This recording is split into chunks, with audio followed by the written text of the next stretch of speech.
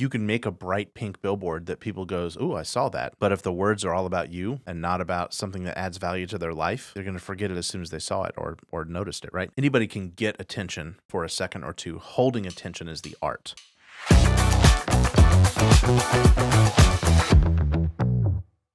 Welcome to the Maven Marketing Podcast. Today is Maven Monday. This is the place where we answer your real-life marketing questions so you can eliminate waste in advertising, grow your business, and achieve the big dream. I'm your host, Brandon Welch. I'm here with Caleb, the Reverend Agee. Wow. Bringing the goodness. The goodness. The spirit, the spiritual leader of our company. Oh, well, thank you. He's praying for you. He's definitely praying for me. And today he has some Right marketing miracles that are going to solve any ailment you have in your marketing process, don't you? Yeah, it feels a little televangelist to go that direction, but hey, listen, dial 1-888-8888 or 1-888-WINGS, and we'll send you a prayer mug. For your donation of $25. On a mission from God. Yeah. Yes. Well, in all seriousness, I'll wear the Reverend hat. Yeah, he is the Reverend. We're so grateful for him. With pride. Yeah. Blessing. What are we talking about today? We're talking about 4 questions that can improve any marketing equation. If you've got something that's broken, not producing what it should, these 4 questions will help you diagnose the issue.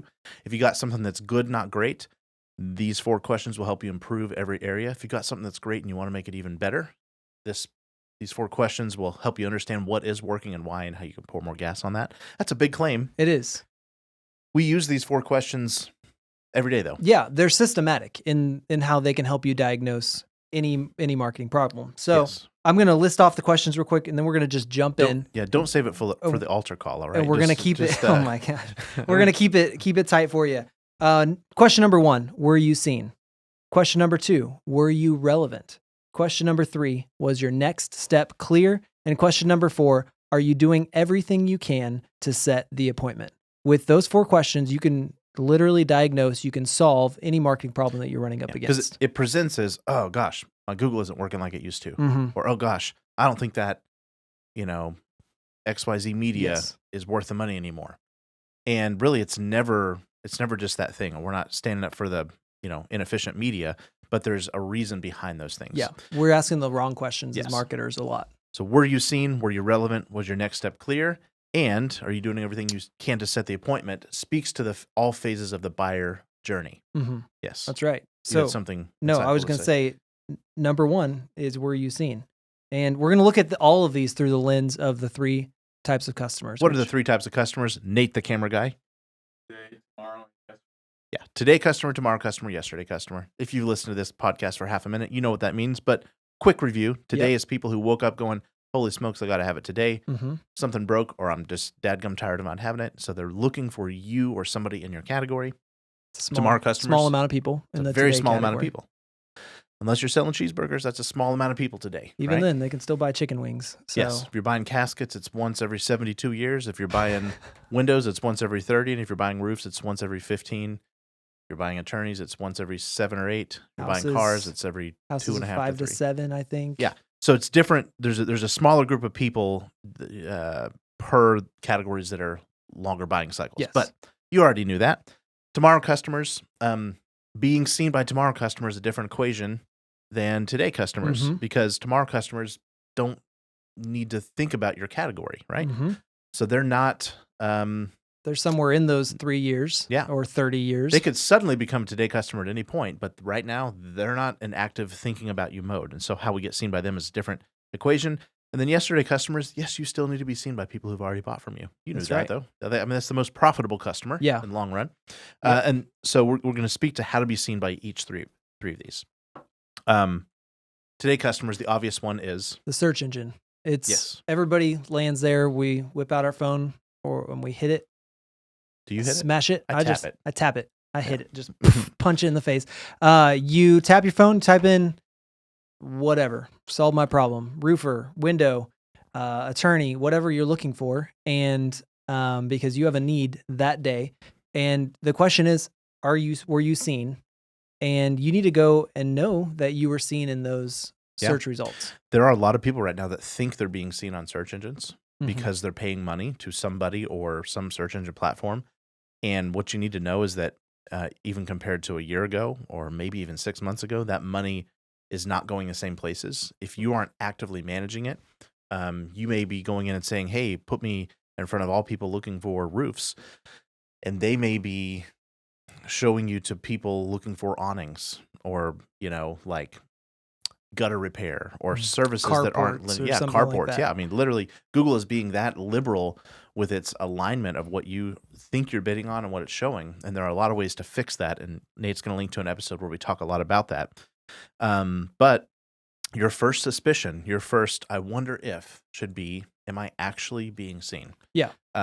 So I'm not going to overcomplicate that right now. You want to ask your search engine people, what's my search impression share compared to my competitors? Mm-hmm. Because a competitor could come in and outbid you and swoop over the traffic overnight. Any minute they could do that. So that could change if you're just going, it's light. It could be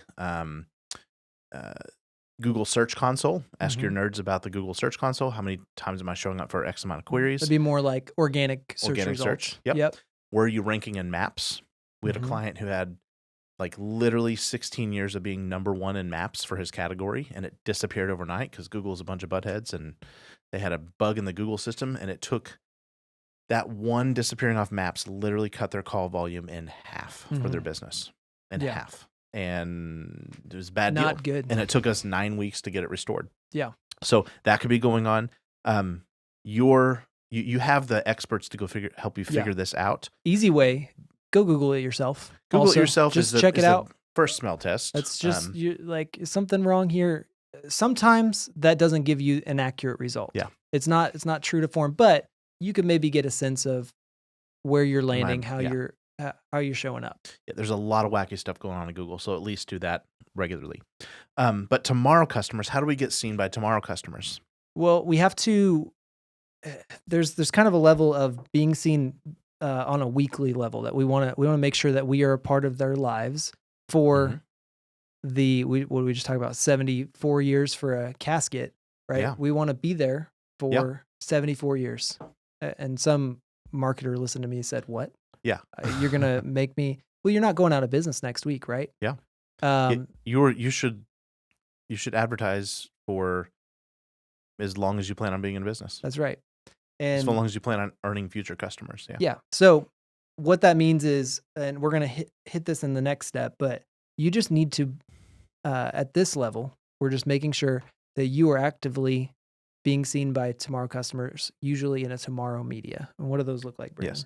Yes. So we're talking the medias that reach large groups of people daily, hopefully, like a high frequency, because it's a lot cheaper to talk to 200,000 people every week and then wait for them to need you than it is to try to intercept the 500 that actually need you this month. That's right. Like it's way, way, way, way cheaper. Yeah. And it snowballs. And so, but the thing you can't do, if you want to be seen, and that's the goal, were you seen? The thing you can't do is talk about your silly product all on, just by itself. You can't just say, are you needing vacuum repair? Well, we're the best vacuum repair salesman in all of, and Timbuktu, right? In that moment, you were ignored. Yeah, you were ignored, right? So you have to entertain. We're going to talk a little bit more about relevancy in a second, but for the tomorrow customer to be seen, you have to entertain. You have to disrupt regular. You have to disrupt predictability. That's right. So we call it being known, liked, and trusted before the sale, because guess what?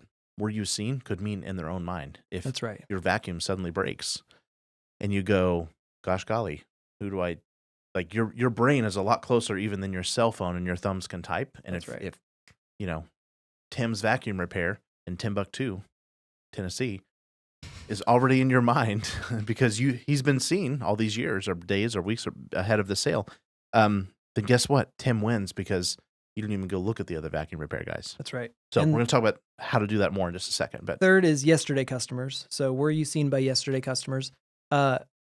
Easy way to do this, to be a part of their lives, is email marketing, text message marketing. Yep. You should be having some sort of touch point with your past customers on a regular basis. Yeah. There's no reason not to. How long has it been since your past customers have heard from you? Yep. And it ought not to be more than a few weeks. Yep. You can at least be a blip. Yep. Cool. So that's the first thing. Just say, was I seen? Was this thing even seen? Mhm. Slight interjection here. There's a lot of people paying money to advertising platforms that get these random video impressions or these random things that sound really fancy, and they think, well, I'm paying $3,000 a month to, XYZ digital expert Mhm. to do this fancy OTT advertising, and it can work, but Mhm. a lot of times those impressions, those times your ad is seen, are by a very, very, very random set of people, and not enough people in the same tight unit to even think of you twice or even remember you. Yeah. So that's a part of that equation. Was it just that's a common sense thing? Like, is this even getting seen, and how? And make that media person or platform explain that to you. Yep. Cool. Second question. Were you relevant? Were you relevant? Reverend relevancy. Relevant. Okay. One thing to be seen, it's another to be heard. This has everything to do with not talking about yourself and talking about the customer and their life, right? It's very, very, very, very rarely, and never the first thing you do is to offer the bullet points about your business and your existence and your product and your service, right? Relevancy is based in empathy. Yeah. And curiosity for what that person is going through. Understanding who they are, where Yes. they are, and then speaking to that from their situation. Yes. You're reaching out to them in that way. Yes. Nobody likes the pushy insurance salesman at the dinner party who only wants to talk about himself. Everybody loves the guy or gal who asks 3 questions about the other person, about you, before you ever even know their name. So, same is true with advertising. Today, customers, that means, did your landing page speak to their void? Yeah. There's a client that I saw recently, or a potential client, that their biggest thing is, we're the biggest, yada yada providers in the Midwest. And I'm like, that's the first thing you're going to greet your customer with? Like, the product they sell is full of like huge problems they solve for people, but they're talking about how we're the biggest, the number one, the most trucks, the most locations, the most amount of reviews. And it's like, that's not the thing. It's really, what's the problem you're trying to solve? Yeah. So did your landing page speak to their void or only talk about you? Second person language, like you're going to feel great. You're going to save money. You're going to save time. You're going to whatever benefit and outcome you provide. That's right. Easiest way to hack that. In the Maven method, we always talk about what are their needs, pains, hopes, and fears. That should guide the words that you use in all of your advertising. What are their needs? What are their pains? What are their hopes? What are their fears? Speak to one or multiple of those. And then social proof, hopefully, that tells stories. Yeah. Not just, they're great, I highly recommend them, but like, I had this problem and Caleb came out and he took a look at it, and my gosh, I'd learn more in 5 minutes talking with him than I've, anybody's ever taken the time to show stories about how you solved problems that are similar to theirs. Were you relevant? I would argue is one of the harder questions to answer in these four here, because you have to, with today marketing especially, and tomorrow marketing, I would say all of these, the message is the critical piece here. Relevancy has to do with how well we're speaking to that human that's on the other end of whatever we're dealing with. And the struggle or the difficulty is, if I'm in a today mode, I'm very transactional, right? Which is, I need it quickly, and I need you to convince me quickly. You've got 5 seconds to answer my question or seem like you can fix my problem, or I hit back and I'm going somewhere else. And to write ad copy and landing page copy that speaks to my perceived need in that moment takes an immense amount of sharpening, because you have to take what maybe would take you 200 words to say in person, and you have to make it tighter and smaller and tighter, and you have to get razor sharp with all of that. Yes. So good. Really good litmus test is to go have your person who's answering the phones for 1 week write down all the questions that he or she gets, and make sure that the top 5 questions are answered within one scroll of your website. Yeah. So that's today customers. Tomorrow customers, we hit on this a second ago. It's all about entertainment. Yes. But again, the message is the pivotal piece here, because we can get seen. We can make a TV ad. We can make a billboard. We can make, think of any media you could put it on, but the relevancy is the difference between being noticed and being ignored. You can make a bright pink billboard that people goes, "Ooh, I saw that." But if the words are all about you and not about something that adds value to their life, they're going to forget it as soon as they saw it or noticed it, right? Same with TV ads. Yeah. A lot of people think they just have to be obnoxious. That's really not the thing. Anybody can get attention for a second or two. Holding attention is the art. And so Roy talks about this, our friend Roy Williams, offering a thought more interesting than the one they were previously thinking, and then offering them another thought more interesting than that, and offering another thought. And predictability, as soon as they think they know what you're saying, as soon as they realize, oh crap, I'm paying attention to an ad, you're toast. But if you can pile on, punchy lines that either make them think differently or laugh at something or get mad or remind them of something that ought to be better in their life, or remind them of a hope or a desire that they have, or a secret wish that has not been granted to them, you take them to a better future. All of those things add up to ads that get paid attention to. And it doesn't matter if I'm buying today or not. Because I was relevant in that person's life today, I will be relevant at the time that they decide to buy. And I don't have to run that race like my competitors do, because I was already relevant. I was already the guy they know, like, and trusted, right? That's right. So that's relevancy. We do that most often with memorable personalities. That's the most sure way to do it. People don't connect to your logo as much as they will a human. Or graphics, or a spokesperson, or even a cartoon, right? Yep. Sometimes we use cartoons when the owner is 100% out on being part of the campaign, but we're still building a personality, right? For the sake of this episode, what that means is having a consistent set of words that you use, a consistent style of voice that is not just informative, but it's engaging and it's dynamic. Yeah. A consistent tone you use, a consistent smile, probably a consistent way you look, a consistent way you make eye contact, and you write lines for yourself, or your ad writer writes lines for you that makes you a character in your own company or your own ads. Yep. And it may not be how you talk exactly every single day, but it's a boiled down, more interesting presentation of your characteristics. Yeah. Concentration Yes. of your characteristics, than just being like, hi, I'm Tom, and I have Tom's gutters. And so when you need a gutters, remember Tom's gutters, right? That's right. You got to have some stick to it. Yeah. It's a caricature of who you are. And you think about, you've got 30 seconds to be this character, to be the forms of a dynamic character, and hopefully not just a talking head on the screen.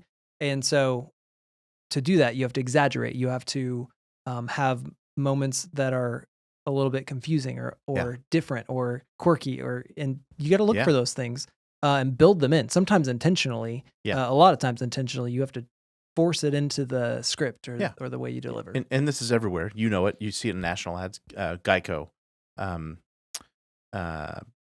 Progressive, State Farm, Allstate, the Mayhem guy from Allstate. Like, you see them build these personas and they become these things. We're kind of always wondering what they're going to do next. Yeah. You can do this in your ads. We've talked about a ton of them on this podcast. Randy and D, Tyler and Ashley, Absolute Roofing, even categories that are a little more buttoned up and professional. Our attorneys and our doctors. We do this for every client. That's right. And even if you end up with a voiceover of sorts, I'm thinking about Subaru and Toyota do this really well. They still leave me with a feeling. So it's a pretty polished, it's a brand personality voiceover, and you hear that guy or gal talking, but they're talking about how they're saving puppies, and you finish the ad going, oh, that was, you feel your family, you feel the things you love when you Subaru. That's what makes Subaru. That's right. What they say. That's right. Harley Davidson does all this. Jeep does this well. So you're at a base level, relevancy for tomorrow customers is not about, hey, when you think of this, think of us. It is presenting yourself in a way that they determine in their own mind that you share their values and they like you. Mm-hmm. Just making them like you. Okay. Yep. We don't like guys that walk up to us and try to sell us something, right? That's right. So don't do that. Yesterday customers, that's just celebrating the tribe. That's, hey, we're having a Harley Davidson rally, or hey, we're having a barbecue cook-off because we're an outdoor grilling store, or hey, look at our, latest projects. Wasn't this awesome? We talked to a custom home builder about just doing a catalog of his past homes and sharing that with people who have already built homes with him because it's just inspiring, right? It is. It's exciting. Another good way to be relevant to a yesterday customer is with education and teaching them. So we have an outdoor store. It's Outdoor Home. We can just say it. Just off South Campbell on Tracker Road. Yep. So one of our clients, they sell grills of all kinds and outdoor patio furniture. If you Google Big Green Egg recipes, they will show up in the top 5 results for most of the big recipes you would imagine cooking on your grill. Yes. That is happening because you could have bought something 20 years ago from them and they are still adding value to your life. Then they have a follow-up list, an email flow that literally gives you a recipe like every week or something cool you can do. How about Alec and the music stores? That's right. Every week they're sending you a really, really well-produced and really good video on guitar techniques. Mm-hmm. And so if you bought any level of guitar from them, you're seeing these guys and it's constant inspiration. That's right. Talk to your yesterday customers and talk to them about stuff they bought and how they can get more out of it, right? That's right. Or if they're not going to ever buy again, if it's not like a add-on repeat sale, then bring them all together, give them cake and ice cream and celebrate them once a year. Call in a bluegrass band and have fun. Throw a hoedown, right? Customer appreciation events or just Christmas cards, right? Just, make them feel relevant. So that's right. Were you seen? Were you relevant? Now we're going to talk about, is your next step clear? The relevancy one's the hardest one, but I would say this is probably the easiest one that people just miss. It's the most missed thing, right? Yes. We think it's obvious that somebody can imagine the steps of doing business with us. Well, you just call us up and you do business with us. And actually, for a lot of people who have never bought your category before, that's not even clear. But also the one who removes all doubt about how simple this is going to be is the one who gets the fastest response to the ad or the, recalled tomorrow customer. Yeah. So that looks a lot like, yes, you could tag it with, visit us online or call us now or something like that. But being more clear than that, why am I calling you? What's going to happen? Call to get this. Call to get. Yes. So we have a client says, call us to talk to a real person in 7 seconds or less. Yes.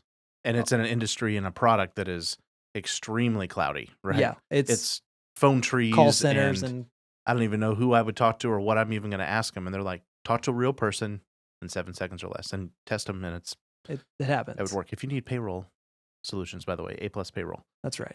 Hey, Paul. Hey, Brian. Okay. So practically for today customers, you want the steps listed out on your landing page. It's easy. 1, 2, 3. 1, you give us a few details about your home. 2, we're going to send you a price before we have to waste any of your time. 3, if you like what you see, set up an appointment to pick out your final product, right? Yes. And to the person that's going, gosh, that's going to be high pressure and I don't even know what it's going to cost. And man, I might have to take a couple evenings out of my life to even consider this product. Yeah. That's like music to their ears because you removed all objections and frictions.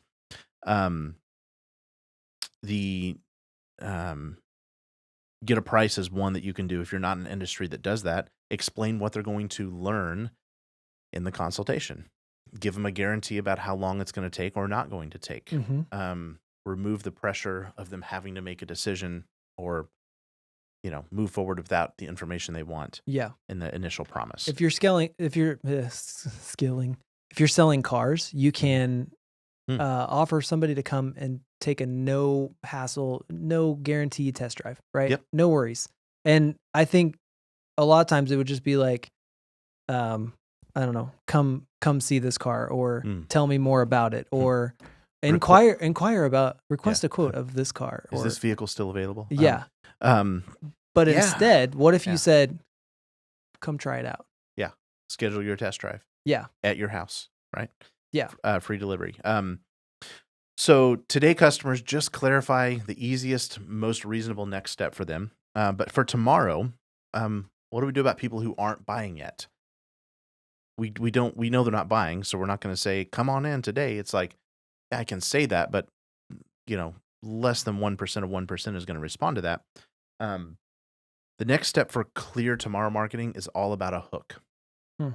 I like location hooks and website hooks. Mm-hmm. If it's a retail experience, I'm not saying at 1025, County Road, whatever, because nobody knows where the flip that is. But everybody knows where South Campbell Street is, or everybody knows where the Big Pink Gorilla is, or by the Nixa Water Tower, or whatever, right? Yep. I'm giving them a location recall queue that they can easily call up, and they can imagine in their mind without ever going there where that place kind of is, and they can get within a stone's throw of it, right? That's right.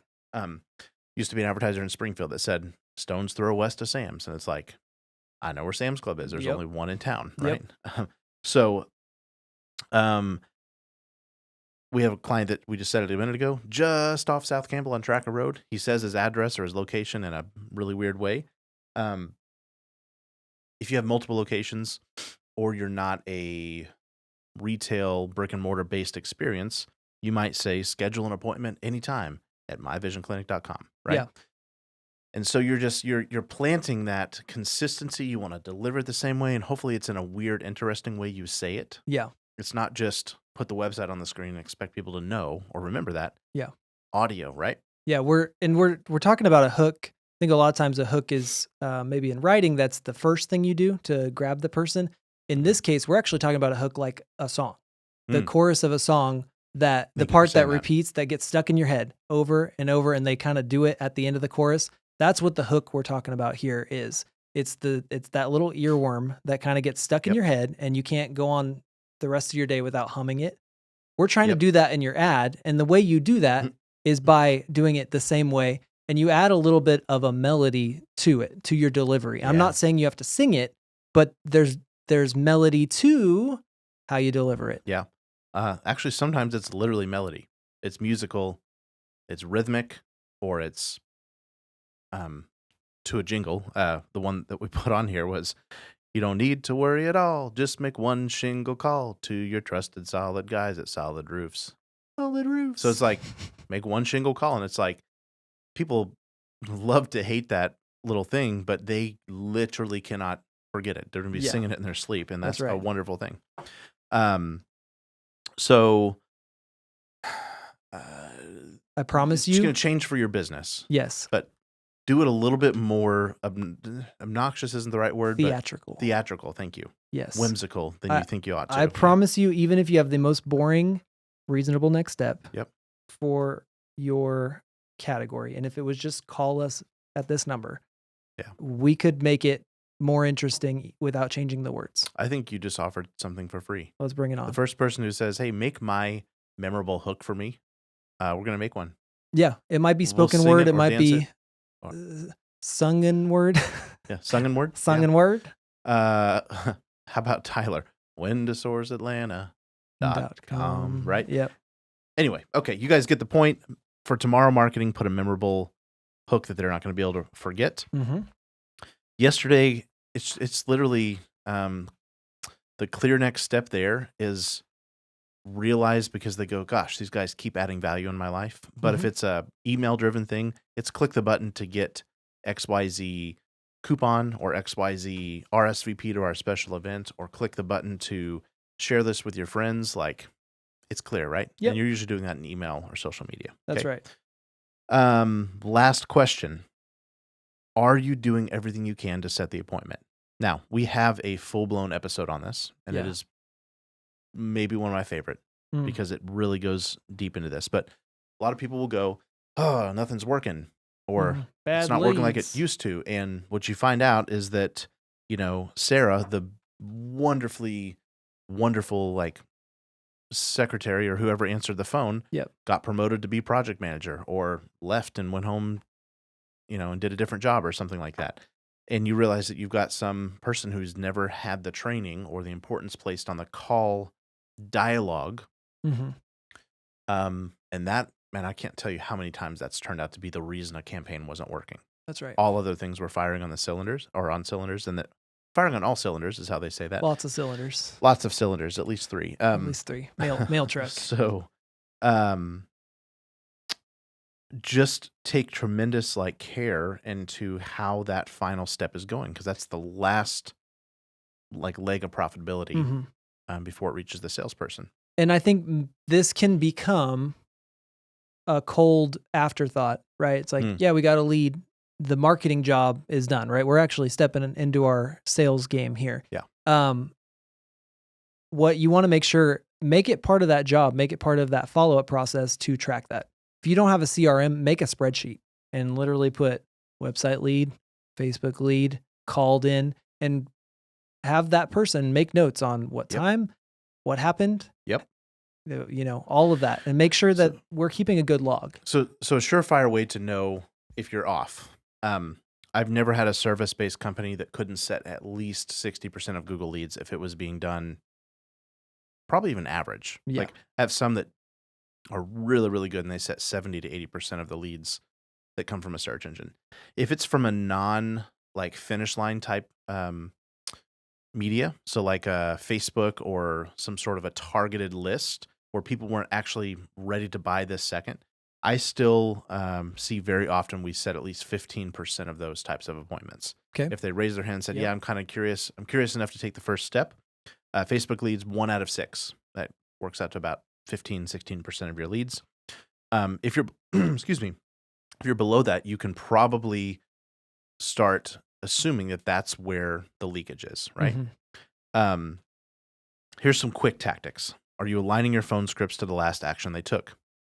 If they clicked get a price or get a free estimate, don't call and say, hey, when can Fred come out? And I'm here to set the lead, right?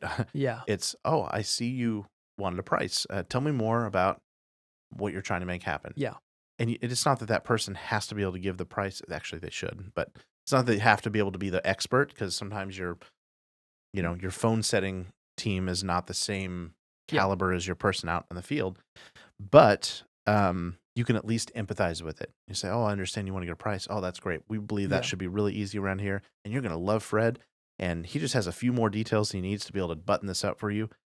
Hey, he's going to be in your area at 3:00 tomorrow. Are you around? Right. Mm-hmm. That's a way different conversation than, this is Caleb with Frank and Maeve, and how you want to, how you're looking for windows, right? Yeah.